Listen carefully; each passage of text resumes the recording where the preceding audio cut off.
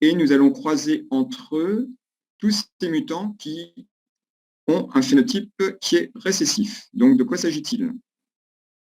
Et quel est le but?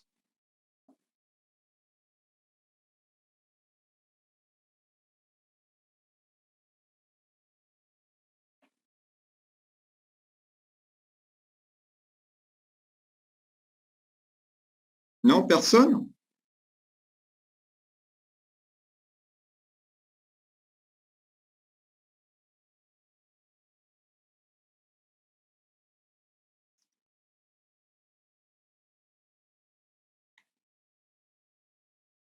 Alors effectivement, Amina, il va s'agir d'un test de complémentation fonctionnelle.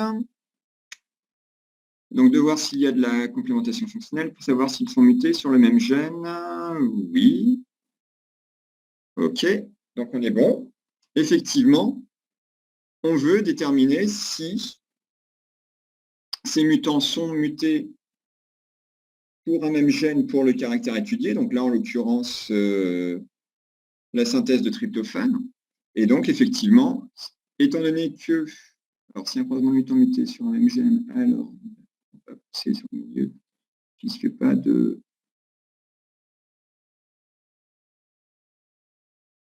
tryptophane. Bon, on est d'accord. On est d'accord avec Massina. Donc, effectivement, c'est un test de complémentation fonctionnelle. Est-ce que je fais un petit rappel ou c'est bon pour tout le monde? Mais en fait, là, ce que nous ont dit Massina et, alors, comme d'habitude, je n'ai pas ouvert, un petit rappel, ça ne fait pas de mal. D'accord. Et Anne, c'était effectivement bon. Et ainsi qu'Amina. Donc, souvenez-vous, quand vous allez croiser des mutants entre eux, la question est, alors, on part sur une hypothèse parcimonieuse, à savoir, ils sont mutés pour un seul gène. C'est possible qu'ils soient mutés pour plus d'un gène, mais on va dire qu'ils sont mutés pour au moins un gène. En fait, quand vous croisez des mutants entre eux, en fait, vous testez, soit je suis dans la situation où je suis, alors,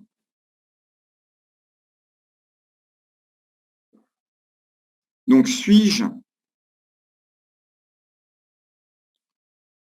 avec ce génotype, c'est-à-dire un double hétérozygote,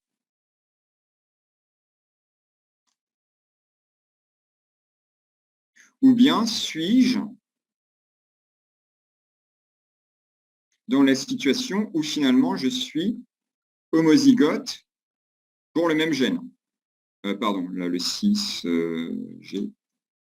Hop là. Voilà. Donc en fait, la question, c'est évidemment, alors je peux rajouter.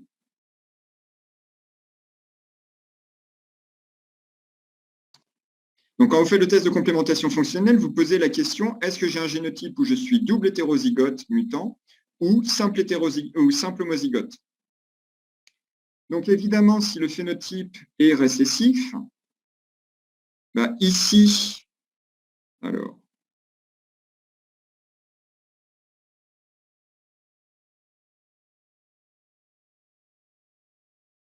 dans ce cas-là, je devrais avoir le phénotype mutant. Alors que dans le cas ici, vu que je suis double hétérozygote, en fait, pour ce gène-ci, si le phénotype sauvage est dominant, ça signifie bien que j'ai suffisamment de produits de l'allèle sauvage pour exercer la fonction normale du gène, à savoir le fait d'avoir un allèle mutant, ça ne m'empêche pas de produire le tryptophane. De même pour le deuxième, donc si on pense en termes de chaîne de biosynthèse, donc ça je vais peut-être en avoir besoin pour la suite. Alors, les formes de base, là, on va se mettre deux flèches. Hop là. Bon, après, elles sont peut-être un peu petits, donc je vais grandir ça. Là.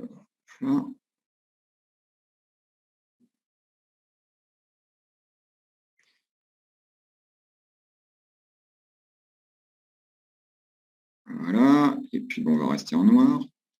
Hop là.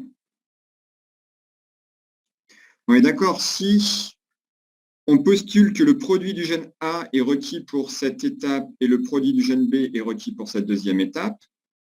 Et évidemment, ici, il n'y a pas de blocage, donc on a bien une synthèse. Alors que ici, bah évidemment, on va avoir un blocage pour cette étape-ci, et donc on n'aura pas de phénotype mutant.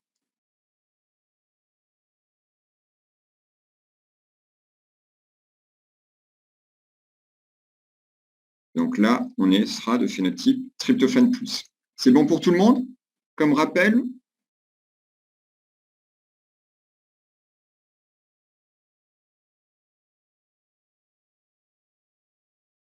Ok, super.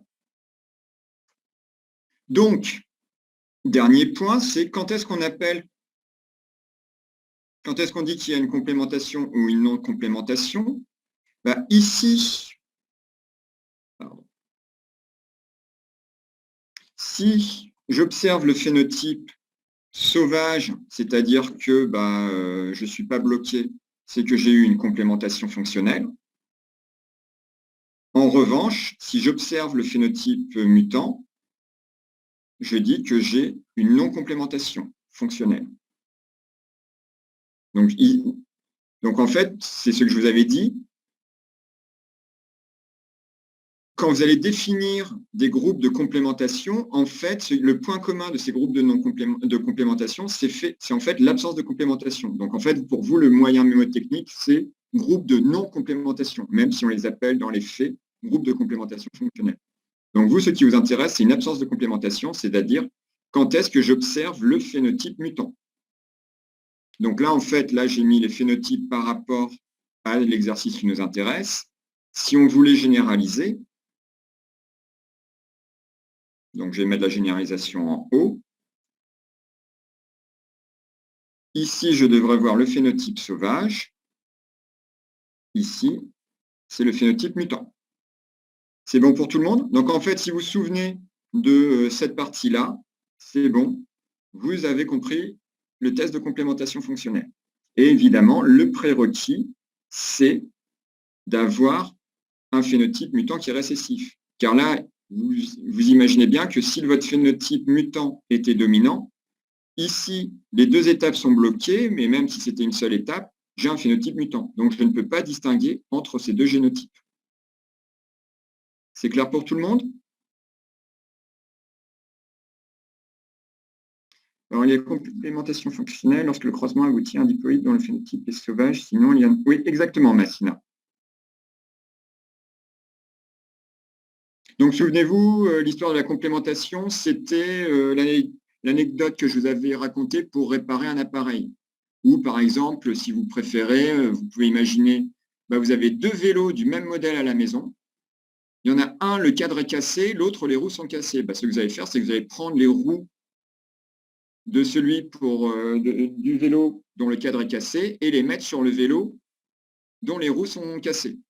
Et résultat des courses, vous avez un vélo qui est à nouveau fonctionnel. Vous avez fait une complémentation fonctionnelle.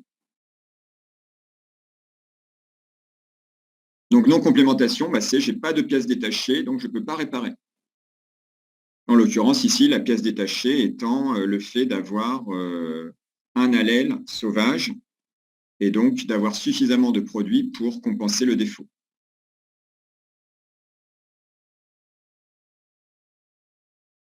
C'est bon pour tout le monde?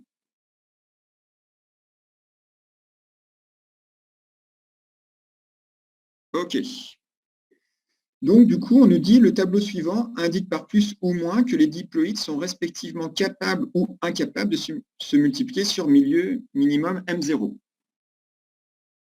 Donc, astuce. Alors, attendez, peut-être ce que je vais faire. Je vais changer de page. Mince, c'est pas ça que je voulais faire. Mince, décidément. Oui, je suis très mauvais avec le trackball. Le trackpad, en l'occurrence, c'est pas le trackball. Donc, là, ce que l'on nous dit, c'est... Alors, j'aurais pas dû tout effacer. Pardon. Qu'est-ce que j'ai fait?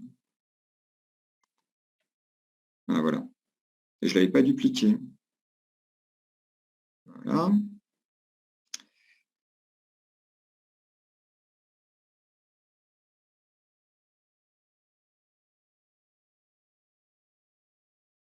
OK. Donc là, ce que l'on nous dit, c'est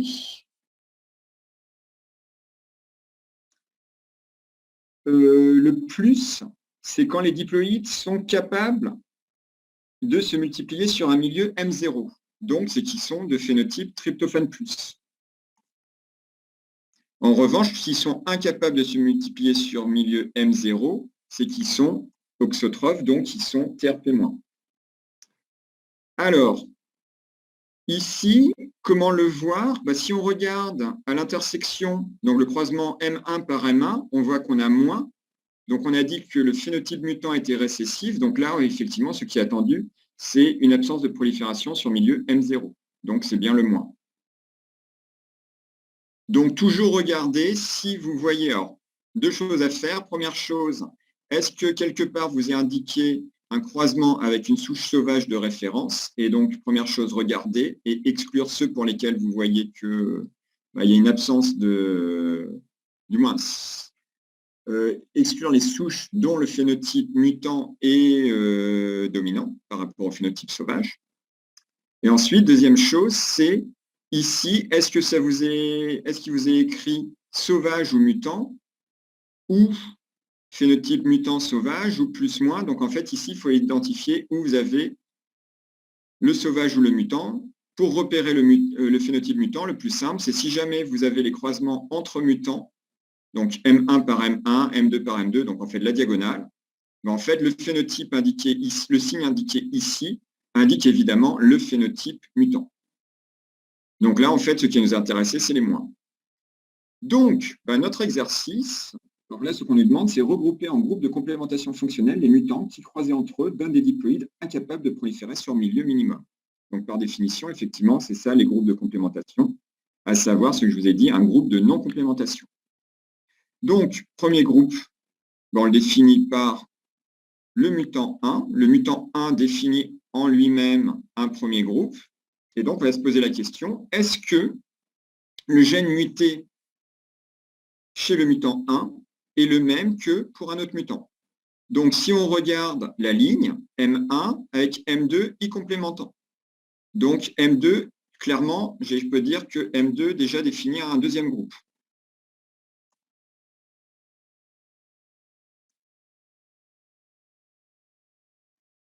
Ensuite, je regarde. M1 et M3 ne complémentent pas. Donc, ils appartiennent au même groupe de non-complémentation, si vous préférez, de complémentation fonctionnelle. Est-ce que je revois un moins ailleurs? La réponse est non. Donc, en fait, j'ai un premier groupe constitué de deux mutants, M1 et M3. Donc, ils sont au moins mutés pour un même gène. Si je regarde maintenant M2, donc M2, on a dit qu'il définissait un deuxième groupe. Est-ce qu'il complémente? En fait, il complémente tous les autres mutants. Donc, il constitue un groupe à lui tout seul. Groupe 3.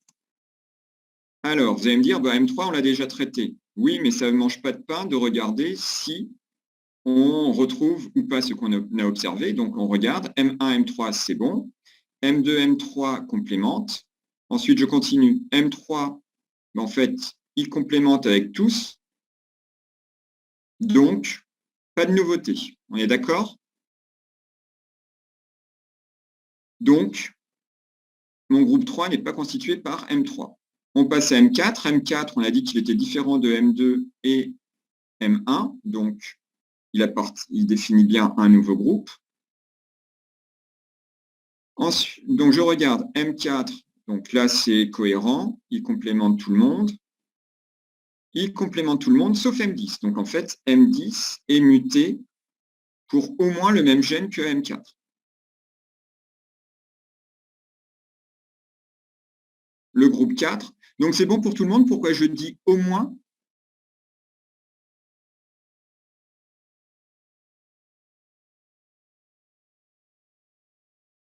Donc, en fait, je dis au moins parce qu'on est d'accord, ici, on n'a pas fait une analyse de ségrégation de méiose, donc on ne sait pas si chaque mutant est muté pour un gène pour le caractère étudié ou pour plusieurs gènes.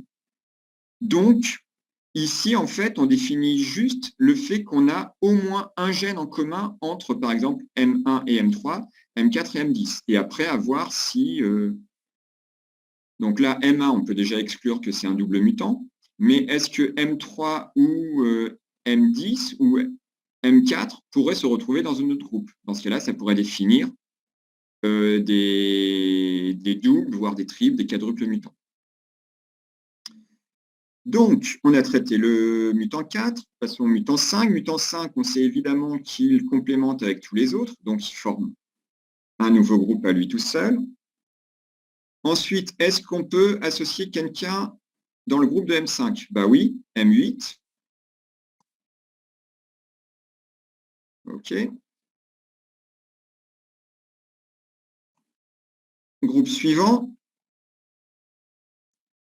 Groupe 5 défini par M6 qui complémentait avec tous les autres. Donc là, c'est ce qu'on voit bien ici. Et en fait, il complémente également avec les restants. Donc, il forme un groupe à part entière. Vais-je avoir la place? Bon, on va voir. Au pire, je ferai un copier-coller. Groupe 6, donc constitué de M7. M7, il complémente tout le monde jusqu'à M6. Ah, il est aussi... Pardon. Oups. Si on regarde, M7 ne complémente pas avec M10.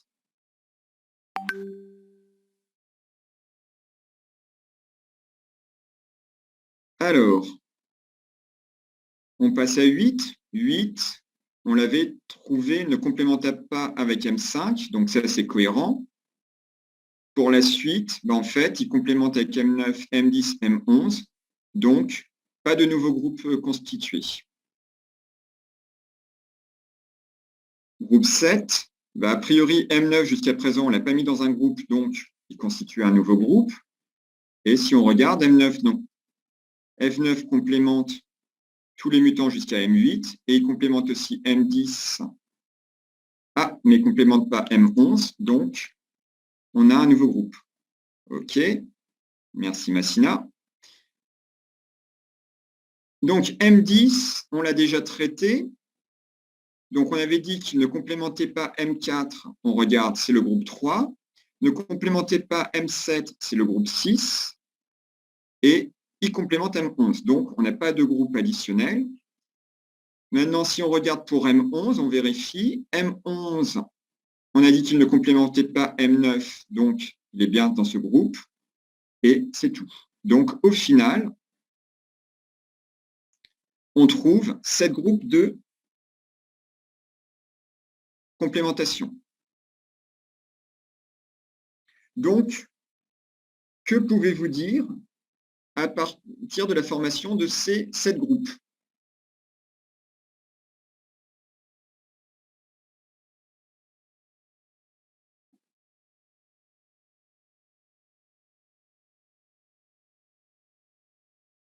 Donc, souvenez-vous, là, en fait, via notre mutagenèse, très bien. Effectivement, le BIB, qu'il y a au moins 7 gènes impliqués donc, dans la synthèse du tryptophane. Et on est d'accord, c'est au moins 7 gènes, on ne peut pas exclure qu'il n'y en a pas plus. C'est bon pour tout le monde?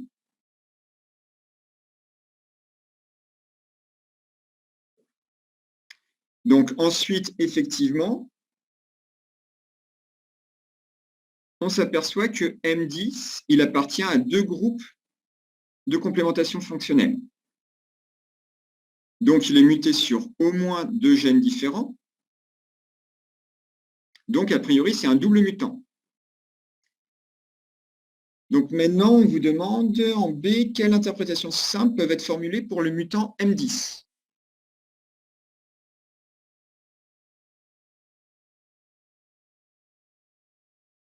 Donc d'après, alors je traduis la question. Par quelle interprétation simple, en fait, c'est quel événement Alors là, il faudrait mettre entre parenthèses un S pour quel et événement, pourrait, avec entre parenthèses donc le EN, expliquer cette observation qu'on a un double mutant.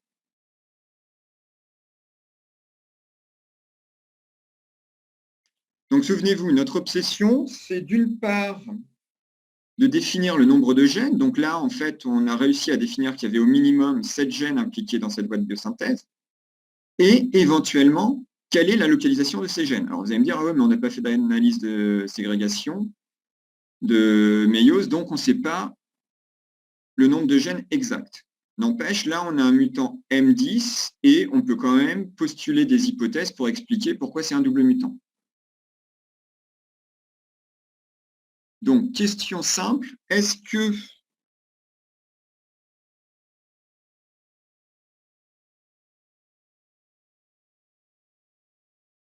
est-ce que vous pouvez imaginer une hypothèse parcimonieuse expliquant pourquoi on a un double mutant? C'est-à-dire, avec un seul événement mutationnel, comment pourrait-il se faire que M10 soit muté pour 2 groupes de complémentation fonctionnelle, donc muté pour 2 gènes?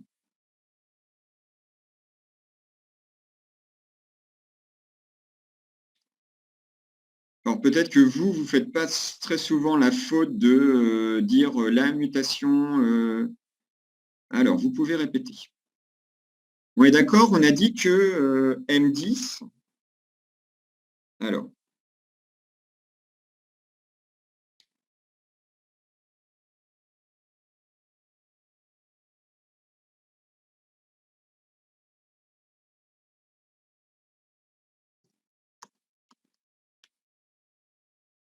M10 c'est un double mutant. Vous avez une mutation pour le groupe 3 et une mutation pour le groupe 6. Oups. Voilà.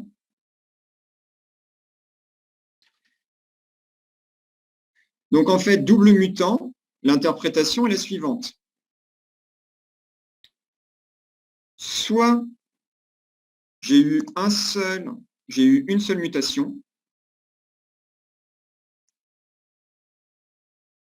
soit j'ai eu 2 mutations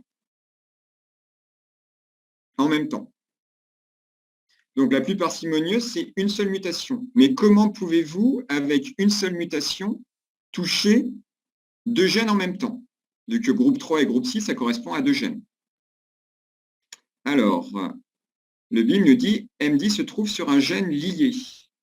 Alors, lié à qui, à quoi? Est-ce que vous pouvez expliciter? Je pense que vous êtes sur la bonne voie, mais ce n'est pas obligatoirement bien explicité.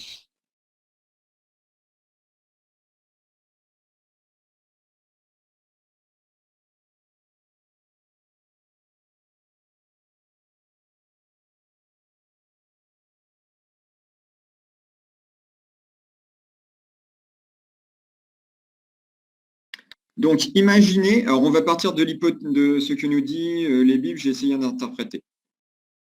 Donc là, en fait, ce que j'ai écrit, le génotype, je ne sais pas. Alors, j'ai mis 3 petits points. Alors, ça pourrait être sur le même chromosome, sur 2 chromosomes différents. Imaginez que on soit dans la situation où... Donc, du coup, ça... Oui, alors Massina, c'est bon. Mais alors, du coup, ça implique quoi pour les 2 gènes?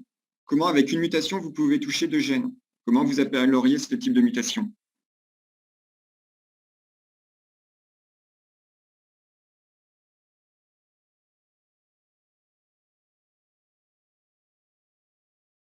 Non, alors la mutation ponctuelle, ça ne va pas marcher. Justement, ce n'est pas une mutation ponctuelle dans ce cas-là. En fait, pour qu'une seule mutation produise des mutants multiples de plusieurs gènes, il y a de fortes chances que, en fait, vous ayez ce qu'on appelle une délétion. Donc, sous-entendu, alors je peux essayer de vous faire un petit schéma. Hop là. Ah ouais, bah, attendez, je vais rechercher mes flèches de tout à l'heure, ce sera plus simple, elles sont plus grosses. Hop là. Hop là, mais après, ce serait bien que j'enlève la flèche. Alors... Non, c'était l'autre. Hop là.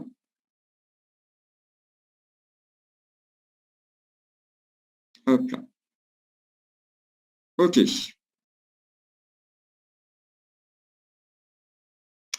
Donc, j'ai un chromosome sur lequel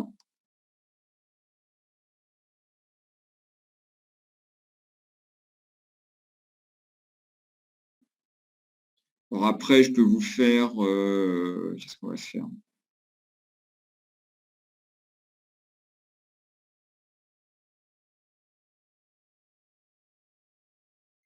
Bon.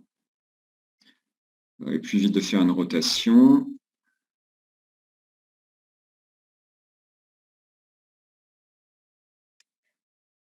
Hop là. Donc, là, ma barre, ça représente le gène groupe 3.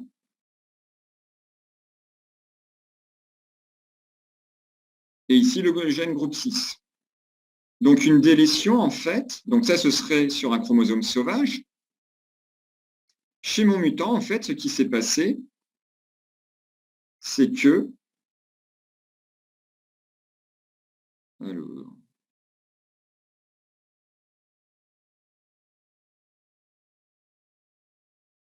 Hop là, vous avez eu une cassure qui couvre les deux gènes et évidemment, votre chromosome a été réparé et ça s'est rabouté. Donc, vous avez bien une absence des gènes 3 et 6 et ce, dû à un seul événement mutationnel. C'est bon pour tout le monde?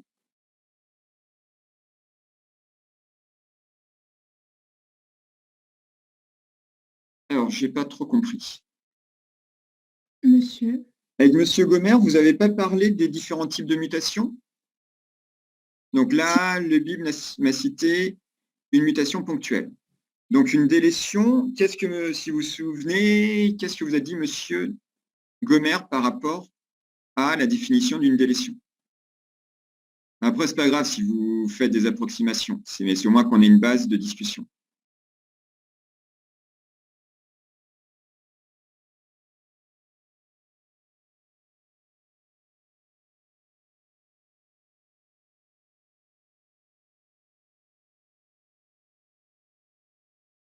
Oui, oui, je vous entends.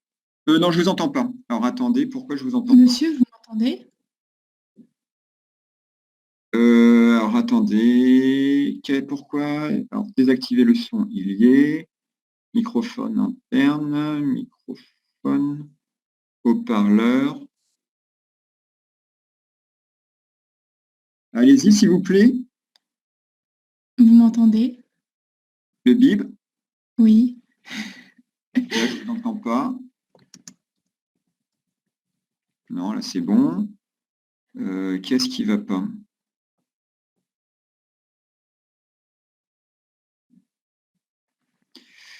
Alors, le son, moi, je l'ai. Microphone. En fait, intervenant haut-parleur, j'ai cliqué.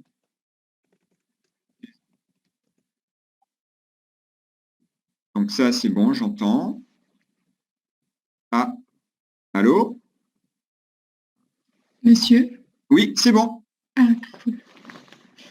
Je disais, on peut avoir une insertion, une délétion, et il y a un truc en tandem aussi, non?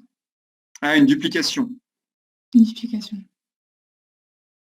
Mais ça, Donc, c'est pour la mutation ponctuelle, c'est ça? Donc, non, non, non. Là, en fait, ici, ce qui nous intéresse... Donc, on est d'accord qu'une délétion, c'est le fait que... Donc, déléter, ça veut dire que vous allez enlever quelque chose. Mais Vous allez comment on sait enlever que une c'est une séquence délétion ADN. et pas un ajout? Pardon? Non, Comment ajout, est-ce- ça va être une insertion. Mais comment on sait que c'est pas une insertion, là? Ben, pourquoi vous voudriez que ce soit une insertion? Ben, je comprends pas pourquoi c'est une délétion. Ben, le plus simple à imaginer... Alors, bon, ah oui, je vois ce que vous voulez dire. D'accord. Bon, allez, on est parti. Bon, alors on va traiter les deux.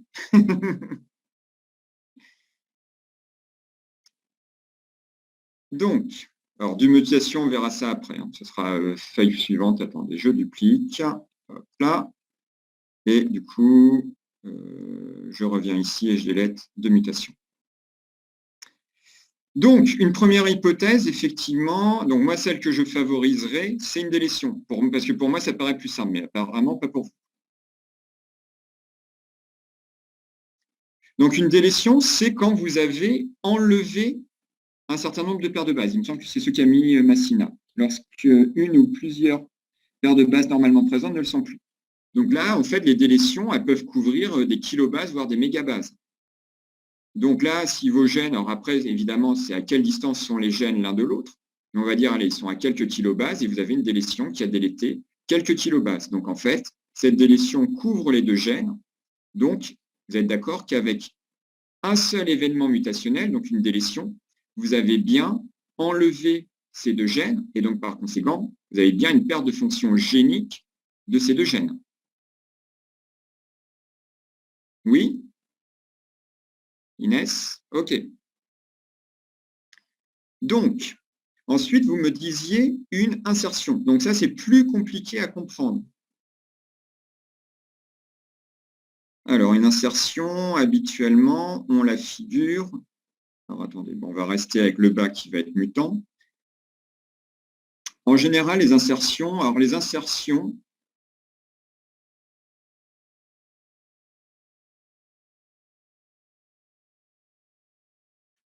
imaginez que, alors là c'est un peu plus compliqué, pourquoi une insertion? D'un point de vue fonctionnel, je pense que pour vous c'est plus compliqué pour expliquer comment une seule insertion peut modifier deux gènes en même temps. Une insertion qui est à l'intérieur d'un gène, ça c'est facile éventuellement à comprendre, dans le sens où, on est d'accord, un gène c'est constitué d'exons et d'introns. Si vous avez une grosse séquence d'ADN qui s'insère dans un gène, bah, évidemment vous allez rompre la phase ouverte de lecture. Jusque-là, tout va bien? Oui. Donc maintenant, comment avec une seule insertion, vous pouvez affecter deux gènes en même temps?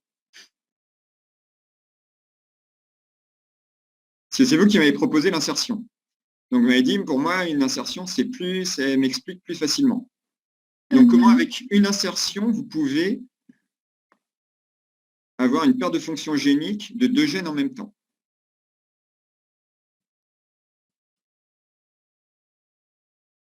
Je sais pas. Ah, ça devient compliqué, hein? En fait, quand vous dites délétion, ça veut dire que, par exemple, on n'a plus le groupe 3 et le groupe 6. Ça Exactement. Veut dire Ok, ça, j'avais pas compris. Ça a été retiré. Okay. En gros, vous n'avez plus les séquences, vous avez perdu ces séquences. D'accord. Bah, du coup, j'ai compris. Pourquoi délétion? Donc, on est d'accord, c'est quand même plus simple d'imaginer que vous perdez des séquences que vous rajoutez quelque chose. Oui. Parce que rajouter quelque chose, éventuellement, vous pouvez le comprendre si jamais c'est inséré entre, on va dire, dans un intron, et du coup, ça va bloquer l'épissage, et donc, conséquence, vous allez avoir un produit qui va être incomplet. Ça marche pour un gène. Pour deux gènes, en fait, ça voudrait dire que potentiellement, alors je pense que vous n'avez pas fait encore de régulation de l'expression des gènes. Ça, vous n'en avez jamais entendu parler, comment on régule la transcription des gènes. Les facteurs de transcription. Si, okay. On a fait un peu. Donc, imaginez que finalement, vos gènes sont régulés par le même facteur de transcription et que ce facteur de transcription soit son site de fixation soit placé quelque part. Alors, ça peut être entre les deux gènes ou peu importe où, mais qu'en fait, cette insertion va affecter le facteur de transcription, le site de fixation de transcription, et donc vous n'allez pas avoir de transcription des deux gènes, donc ça va bien une perte de fonction génique. Ça, c'est un événement insertionnel qui pourrait éventuellement expliquer. Mais ça pourrait être aussi une délétion. Si vous délétez cette séquence, en fait, le facteur de transcription n'a plus ses sites, donc résultat des courses, même cause, même effet. Mais c'est quand même plus compliqué qu'imaginer de vous retirer quelque chose. Surtout qu'en plus, là, c'est des pertes de fonctions géniques.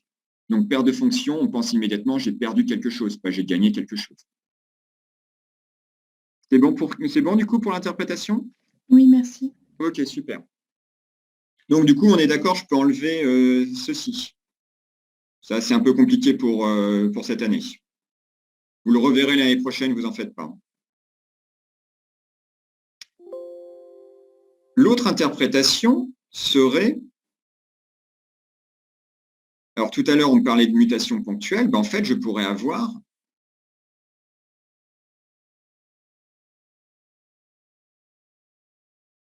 deux mutations indépendantes.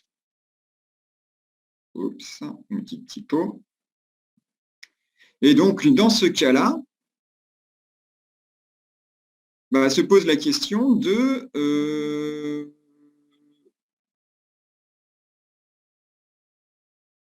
ben là, on est à nouveau parti sur ce qui nous a intéressé pour les derniers TD, à savoir, ben, est-ce que les gènes sont génétiquement indépendants? Et sinon, ben, ils sont génétiquement et physiquement liés, et donc à quelle distance sont-ils l'un de l'autre? Donc, sous-entendu, en fait, si c'est une délétion, donc là, en fait, la question C, on nous demande quel est le moyen de déterminer l'interprétation correspondant à la réalité. Là, on est d'accord qu'en fait, si on a une seule mutation, bah, ça devrait se comporter finalement comme si on avait un seul gène muté. Alors que là, bah, ce seraient les cas classiques de potentiellement deux gènes mutés. Donc, pour distinguer entre les deux, il faudrait faire une analyse de la ségrégation des diploïdes produits entre, donc c'est celui qui nous intéresse, c'est M10. Donc, il faudrait croiser M10 avec le sauvage et cribler un certain nombre de spores. Et est-ce qu'on se comporte comme si on avait un seul gène muté ou deux gènes mutés? Si ça se comporte comme deux gènes mutés, après se pose la question de est-ce qu'ils sont génétiquement indépendants ou pas? Mais s'ils se comportent comme un seul gène, c'est que potentiellement, ils sont très proches. C'est bon pour tout le monde comme idée?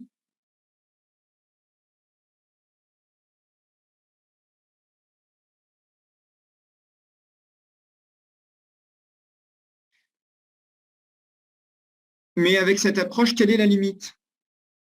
En fait, quel est votre facteur limitant? Si vous faites une analyse de ségrégation de méiose, en fait, vous êtes dépendant du nombre de spores que vous allez analyser. On est d'accord que plus vous allez analyser de spores, plus vous pouvez potentiellement voir deux gènes qui sont très proches l'un de l'autre. C'est bon pour tout le monde cette idée ou pas? Donc finalement, en fait, on ne pourrait pas vraiment conclure. Vous pourrez conclure par rapport au nombre de spores que vous allez faire. Donc en fait, la limite, c'est est-ce que j'ai envie de me tuer à la tâche? Imaginez que vous ayez... en gros, si vous réussissez à montrer que vous avez un seul gène, la question ensuite va être à quelle distance sont ces deux gènes. Et donc là, vous allez augmenter le nombre de spores que vous allez cribler. Par contre, si vous trouvez immédiatement que vous avez deux mutations qui sont indépendantes, là, en fait, ça se pourrait qu'ils soient sur le même chromosome, mais très éloignés l'un de l'autre. Et dans ce cas-là, en fait, ce qu'il faudrait faire, c'est est-ce que par cartographie, je connais un gène qui est coincé entre les deux? Et est-ce que ce gène, du moins, est-ce que le mutant porteur de ce gène muté complémente ou ne complémente pas avec la délétion? Alors après, ça peut être pour un autre caractère que le caractère qui nous intéresse. C'est clair ce que j'ai dit ou pas? Je ne suis pas sûr. Donc, je fais un petit dessin. Donc, je reprends mon dessin. Sauf que, en fait, ce que je vais faire, c'est que je vais agrandir ma délétion et je vais rajouter un nouveau groupe. Et je vais rajouter un nouveau gène. Alors, là, CTRL D. Donc, on va dire que finalement, le groupe 3 va être ici.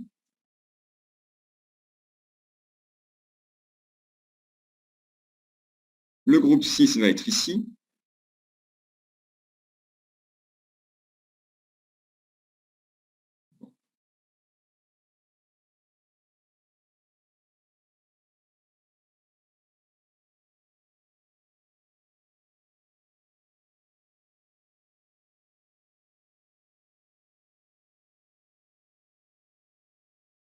Donc ensuite, c'est est-ce que vous avez de la chance ou pas? C'est-à-dire, est-ce que par hasard, vous connaîtriez un gène, on va mettre X, qui peut être pour n'importe quel caractère, Et donc, lui, vous savez que quand vous êtes muté, vous avez un phénotype mutant, mais pour un autre caractère.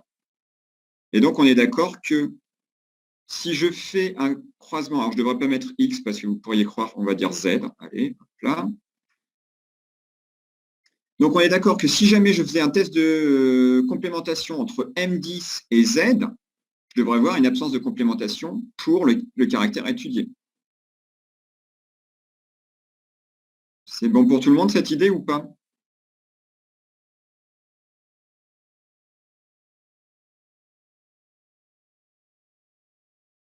OK.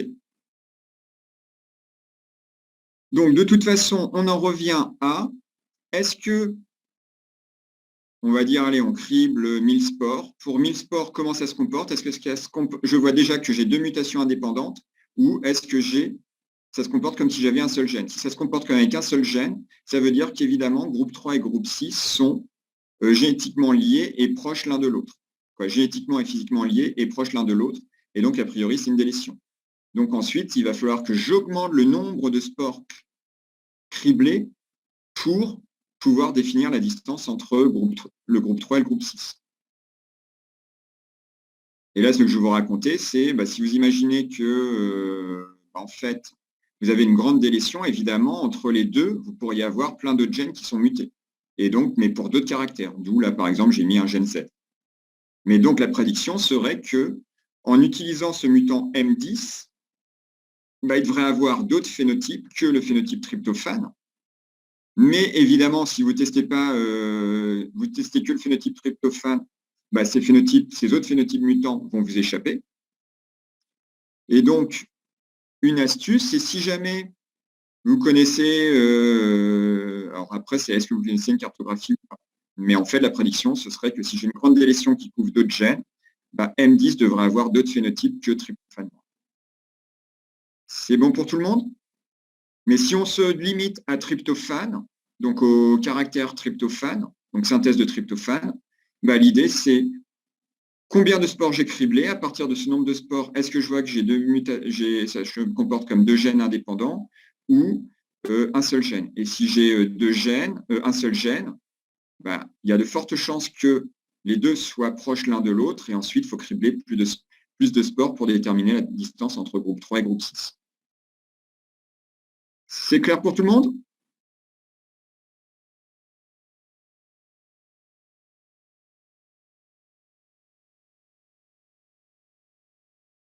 OK. Donc, du coup, on a fini le premier exercice.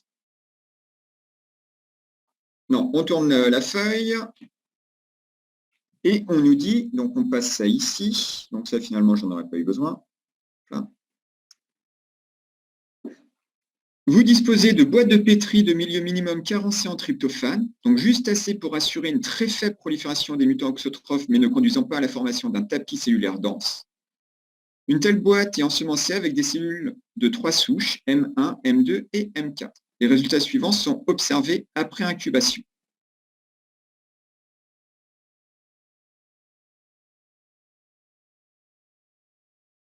Donc en fait, ici, on a fait un trait avec le mutant M1, un trait avec le mutant M2, un trait avec le mutant M4. Et on nous dit que interpréter ces résultats, sachant que les produits accumulés par le blocage d'une chaîne de biosynthèse sont capables de diffuser dans le milieu et d'être incorporés dans la cellule. Donc, on va revenir à ce que vous adorez tous. Hop là, une petite chaîne de biosynthèse.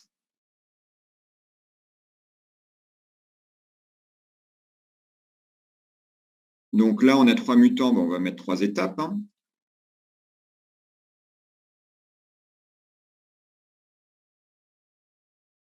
Donc, en fait, j'en ai besoin que... Voilà. Donc... Mince.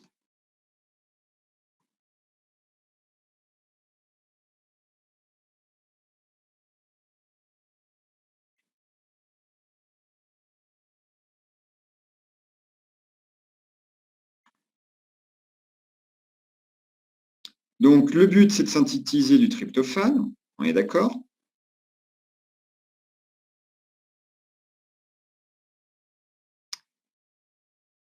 Et j'ai besoin d'un dernier accessoire qui va être ça.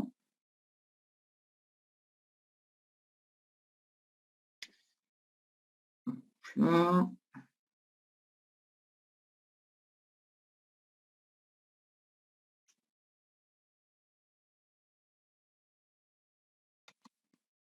Mince. Pourquoi il veut pas? Ah oui, parce que je me suis mis en majuscule. Hop là.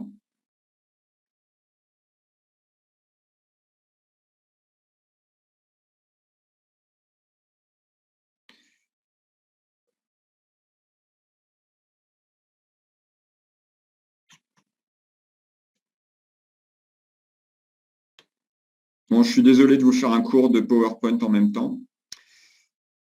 Hop là. Et ça. Mince. Essaye encore.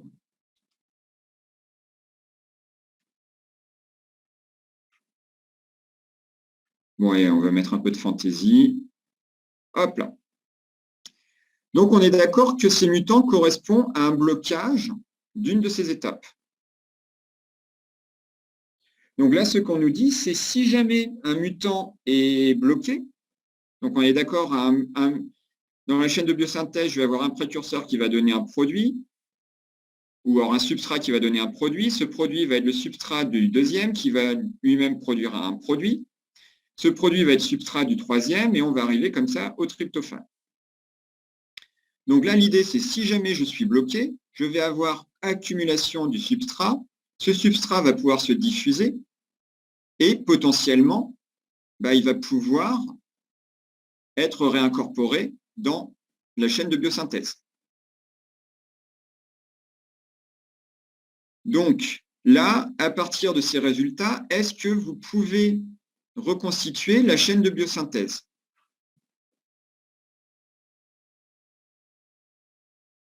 Donc en fait, ce type d'analyse, c'est ce qu'on appelle une analyse d'épistasie. Si vous voulez déterminer quel mutant est en amont ou en aval d'un autre mutant. Donc en fait, vous voulez positionner l'ordre d'action des produits des gènes dans une série d'événements.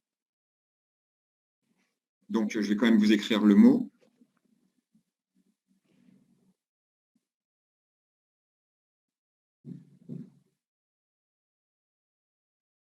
C'est une épistasie. Pardon, et mince. Voilà.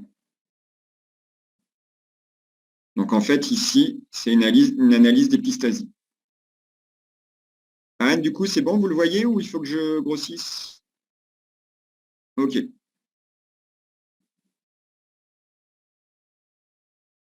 Donc ça, en fait, ce sera, vous allez en faire pas mal l'année prochaine en 506.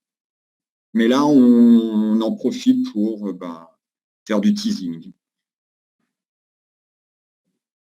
En fait, monsieur, je ne suis pas sûre de l'ordre. Ah c'est pas grave, essayez. Proposez-moi quelque chose et on va voir si ça fonctionne. Vous avez dit qu'il y avait une accumulation et en fait, on voulait que ça se diffuse, que le tryptophane se diffuse, c'est ça? Non, c'est pas le tryptophane. Pardon, c'est quoi? Alors, j'ai oublié. Non. On va faire je vais vous faire un exemple. Donc, on est d'accord, ici, on part d'un substrat et qui va donner un produit. Donc, si la chaîne de biosynthèse n'est pas bloquée, en fait, vous allez jusqu'au tryptophane. Si jamais j'ai un blocage avec un mutant, je ne vais pas avoir de produit qui va être généré. Par contre, je vais avoir une accumulation du substrat. Donc là, l'idée, c'est que ces mutants vont accumuler le substrat de l'étape à laquelle ils sont bloqués, et ce substrat va pouvoir diffuser chez les mutants voisins. Donc le début, ce serait M4. Enfin, le premier gène en amont serait M4. Alors, Anne nous propose que M1 sera en premier, Noé, M4 sur la flèche de gauche, M2 Après, au milieu et M1 à droite. Donc, on va tester les deux hypothèses. Donc là, vous êtes deux à me dire M4. Donc, on va tester l'hypothèse qui paraît être fausse, c'est-à-dire M1 en premier. Donc, si M1 est ici, on est d'accord que son substrat va s'accumuler. Si son substrat s'accumule et que pour les autres, ils sont bloqués aux autres étapes, ben en fait, ça ne va pas permettre le passage et donc on ne devrait jamais avoir de colonie. Donc, ça ne semble pas être ça. C'est bon, Anne, pour l'interprétation? Oui, c'est bon, merci. Par contre, si c'est M4,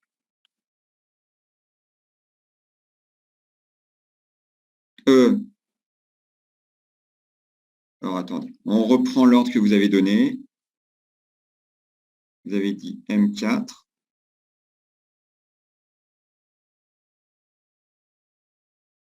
M2 et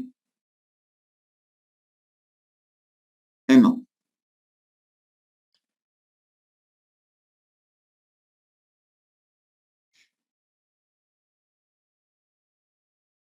Non, sauf que je pense que vous avez potentiellement raison. On va voir. Donc, d'après ici, donc là, vous me dites si M1 est bloqué,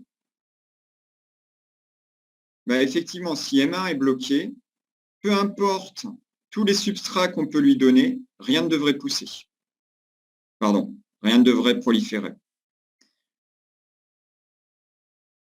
Maintenant, si M2 est bloqué, M2 étant en amont de M1, ben en fait, entre... alors,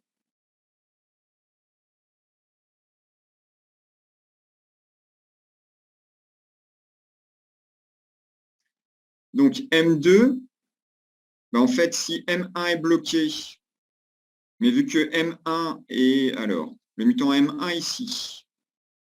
Donc, en fait, ce produit-là s'accumule, mais M2, en fait, il est bloqué à cette étape-ci. Donc, effectivement, ici, le produit va me permettre de compenser et de finir la voie de biosynthèse.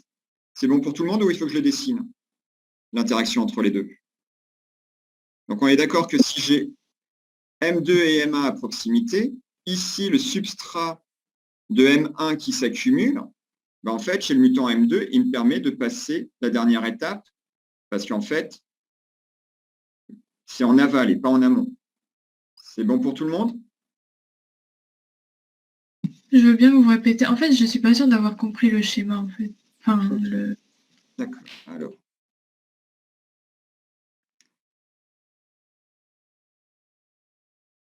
Le problème, c'est que je vais le faire plus gros. Du coup, je vais peut-être pouvoir le déplacer. Voilà. Donc là, on est d'accord qu'on a un substrat du moins de l'étape M1 qui va s'accumuler.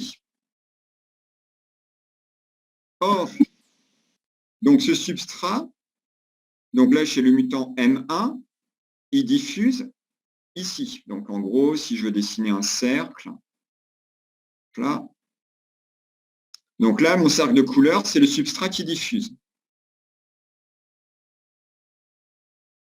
Donc ce substrat, il peut, donc il diffuse de part et d'autre. Donc ici, si on regarde, s'il est absorbé par M2, donc là, ici, on est chez le mutant M2, alors peut-être que je vais vous faire des encadrements, ce sera peut-être plus simple.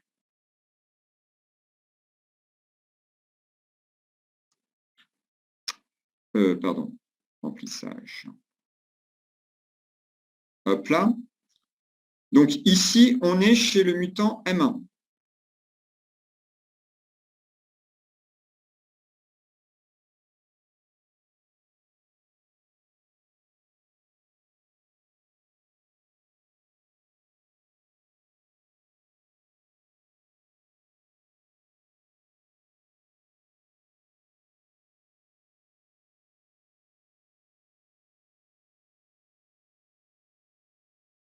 Ici, on est chez le mutant, donc ici, on est chez M1, ici, on est chez M2.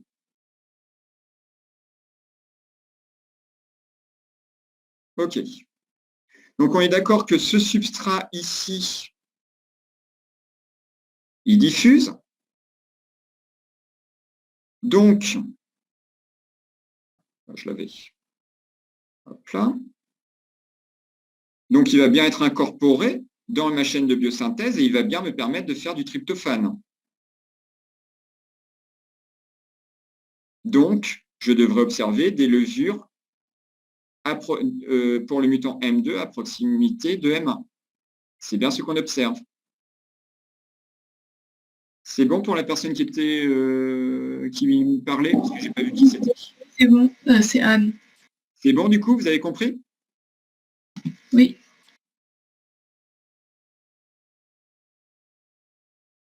Et donc, si on regarde maintenant pour M1, bah, vous comprenez bien que M1, lui, pour M4, en fait, M4, vu qu'il est muté pour une étape, en fait, c'est une étape bien en amont qui est bloquée. En fait, c'est cette étape-ci. Et vu que les deux, leurs substrats sont en aval, bah, évidemment, la chaîne de biosynthèse peut être active, suivant le même principe qu'on a défini pour entre M1 et M2. C'est bon du coup?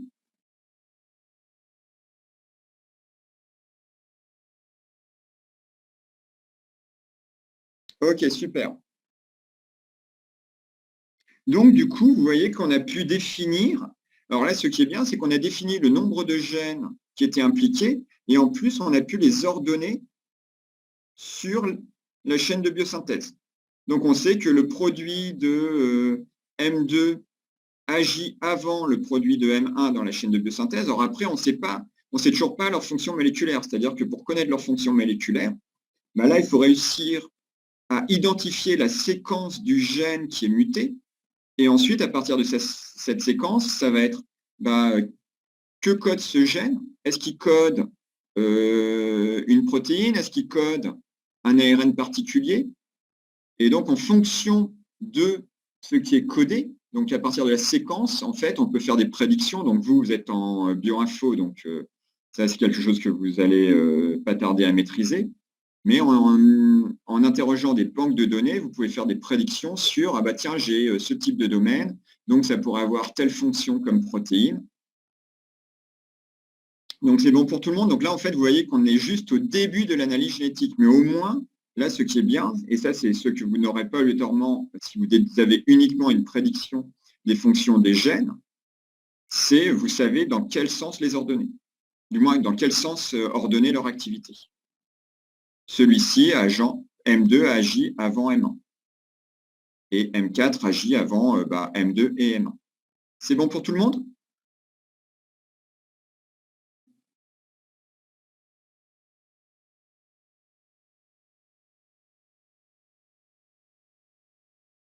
Ok. Donc, on va faire le petit exercice, le dernier exercice, l'exercice 2, et donc retour avec un test de complémentation fonctionnelle. Donc, on nous dit, dans le but d'isoler des mutants de phénotype AD-, donc oxotrophie pour l'adénine, une mutagenèse est effectuée sur deux souches sauvages haploïdes de levure, A de sigmate A et B de sigmate alpha. 8 mutants notés AD1 à AD8 sont obtenus à partir de A, donc en fait ils sont mat A, et 7 mutants, donc mat alpha, notés AD9 à AD15, ont été obtenus à partir de B. Donc évidemment, ce qu'on peut faire, c'est uniquement. Donc on nous dit interpréter les résultats de ces croisements en estimant le nombre minimum de gènes impliqués dans la biosynthèse de l'adénine. Que proposez-vous de faire pour répondre aux questions en suspens? Donc si on regarde, on est d'accord. Alors là, ici, je ne l'ai pas spécifié, mais peut-être je peux le faire maintenant. On le sait. On est d'accord, on peut faire des croisements uniquement entre souches de signes sexuels opposés.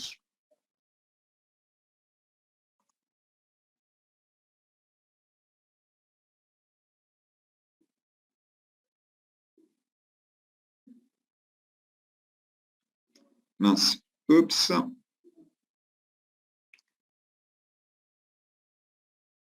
Bon, l'idée ici, c'est de trouver symbole. Mais je suis allé trop loin. Alors.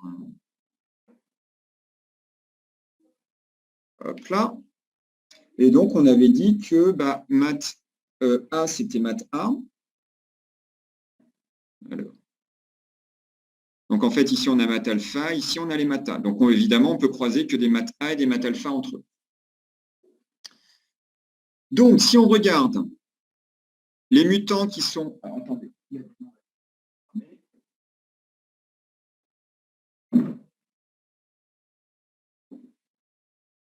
Donc, les mutants maths A vont être croisés avec les souches maths alpha. Donc, la première chose à faire, c'est de regarder... Oups. Je vais utiliser ça, ce sera plus simple.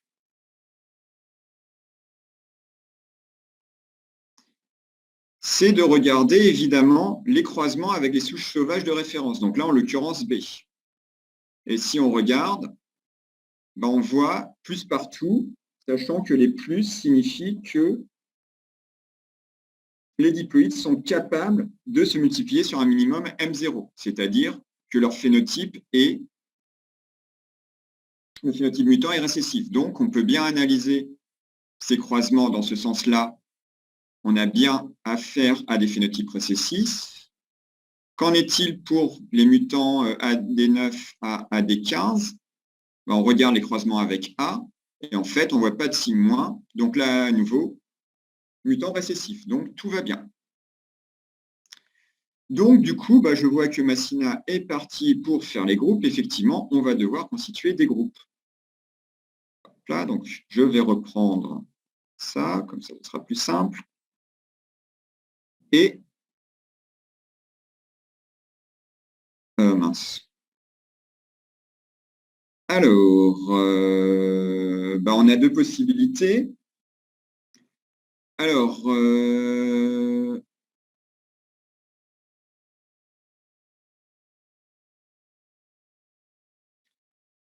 donc, vous me dites AD1 et AD14, on est d'accord. Oups, je l'avais déjà écrit. Groupe 2, AD2 est bien tout seul.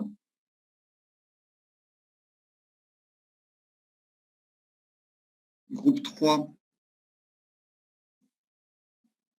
donc AD3 et AD13, on est d'accord.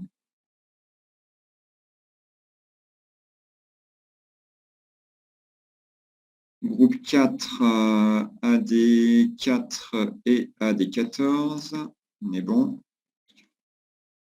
AD14, oups. Donc déjà, là, on voit que AD14, on le retrouve dans deux groupes.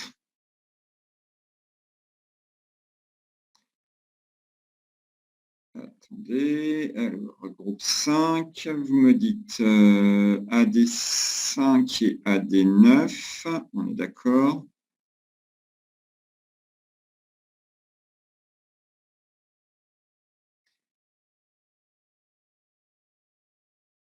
Groupe 6, on a AD6 et AD11, d'accord.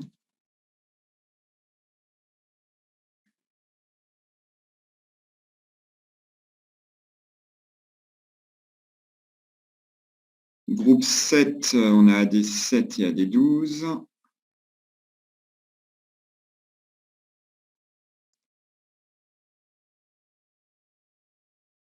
Et groupe 8,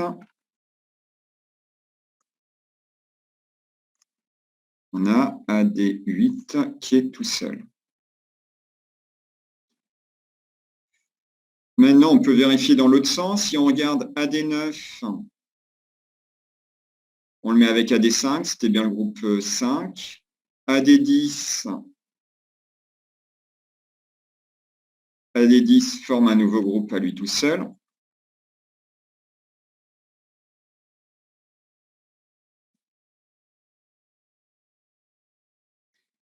AD11, on l'avait mis avec AD6, AD6, AD11.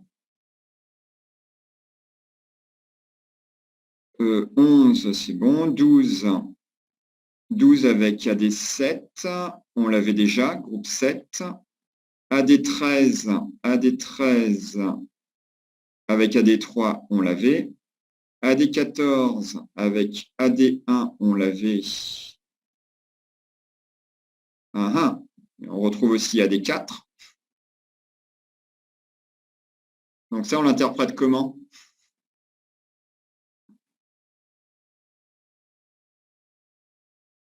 Ben, en fait, c'est bien ce qu'on avait défini ici, qu'il appartenait à deux groupes. Et ensuite, à des 15 qui complémentent, donc il est tout seul. Groupe 10, 2 points, qui est avec AD15. Donc, on nous demande de faire une estimation du nombre minimum de gènes impliqués dans la biosynthèse de l'adénine. On a au moins 10 gènes.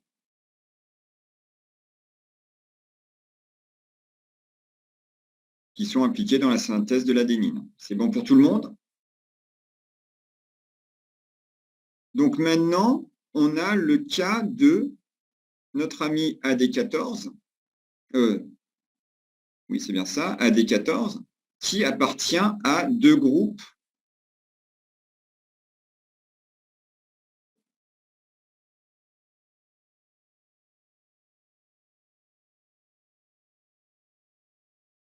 Donc, que faudrait-il faire pour AD14?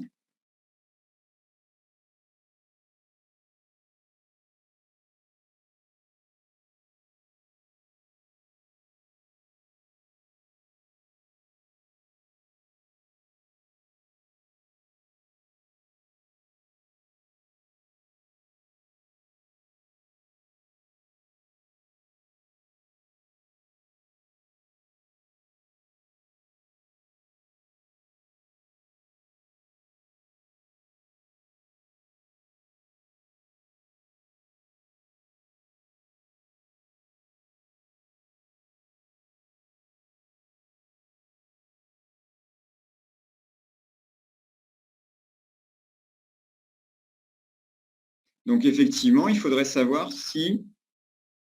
Donc, du coup, qu'est-ce que vous feriez pour tester cette hypothèse?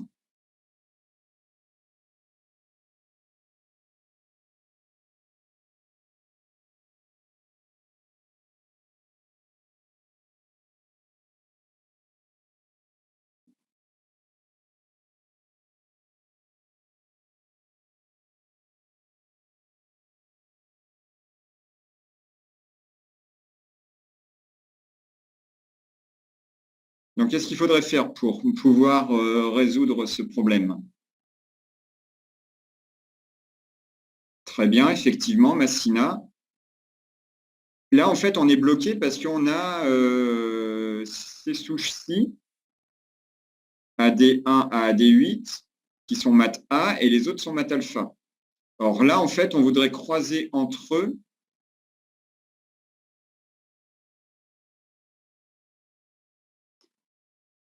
Donc, est-ce qu'on pourrait les obtenir facilement, ces souches?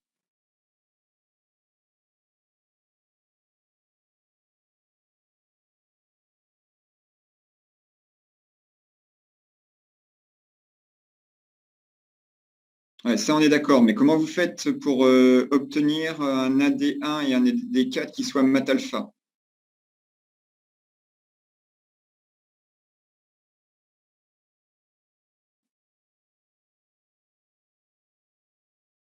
Alors, ne me dites pas, on les envoie au Brésil ou en Thaïlande et puis elles subissent une opération.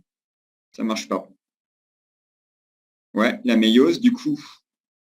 Est-ce qu'on n'a pas un croisement à l'issue duquel on pourrait récupérer des souches mat alpha?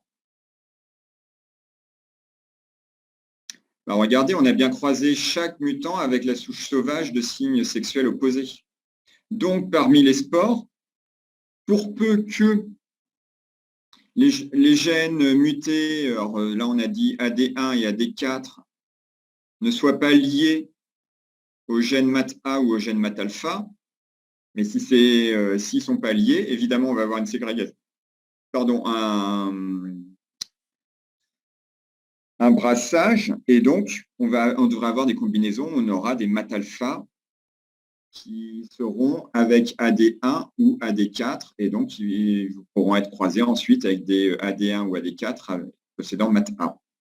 Ok, très bien. Donc ça, on a réglé le problème de ce premier problème.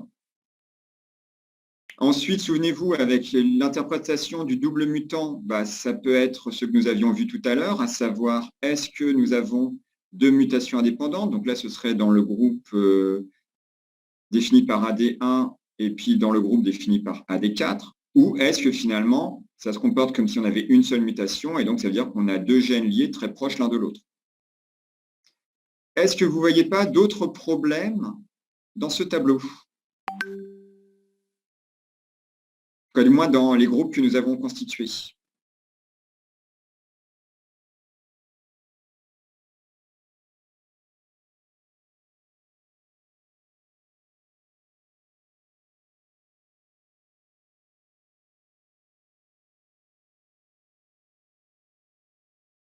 Là, je n'ai pas un problème ici entre AD2 et AD8. Ben voilà. Et même chose. Oups. Pour ces deux-là. Pourquoi? AD2 et AD8 sont de même signe sexuel. Donc, là, j'ai défini des groupes différents par rapport à la complémentation avec les souches mat-alpha.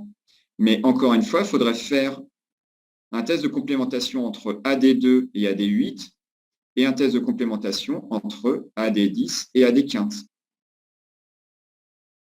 Donc ici, est-ce que je peux vraiment dire que j'ai au moins 10 gènes?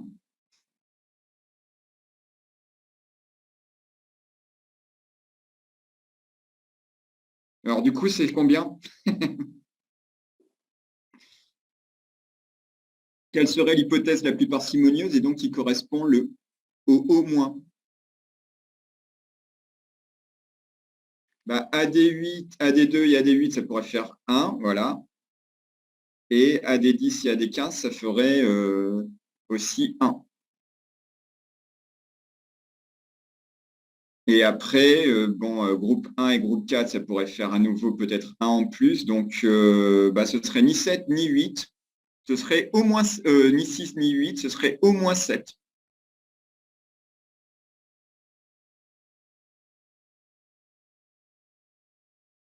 À moins que ce soit moi qui me sois trompé, Anne. Hein. C'est bon pour tout le monde, c'est bien 7, on est d'accord?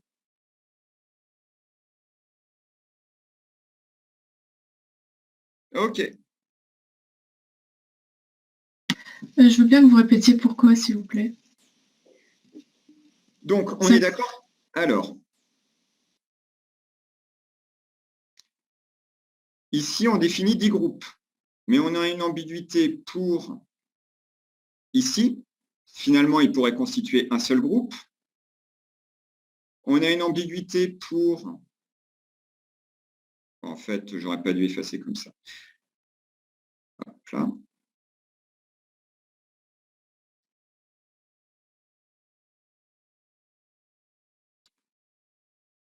Là.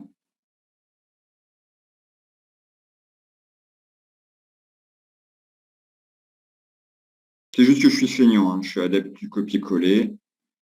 Donc, on a une première ambiguïté qui est celle-ci. C'est la première que nous avions traitée.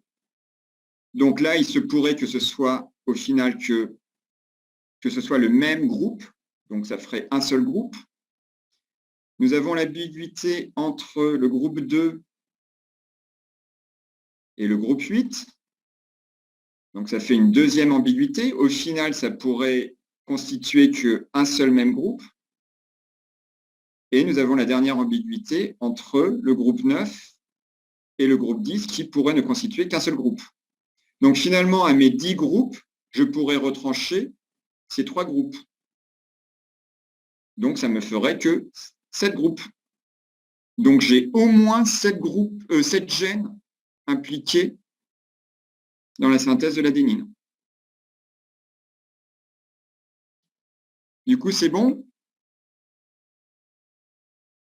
C'était oui, qui était au micro? Oui, c'était moi. Ok. Donc c'est plus clair maintenant? Oui. Ok, merci. parfait. Je vous en prie. Donc du coup, on a fini le TD. Avez-vous des questions?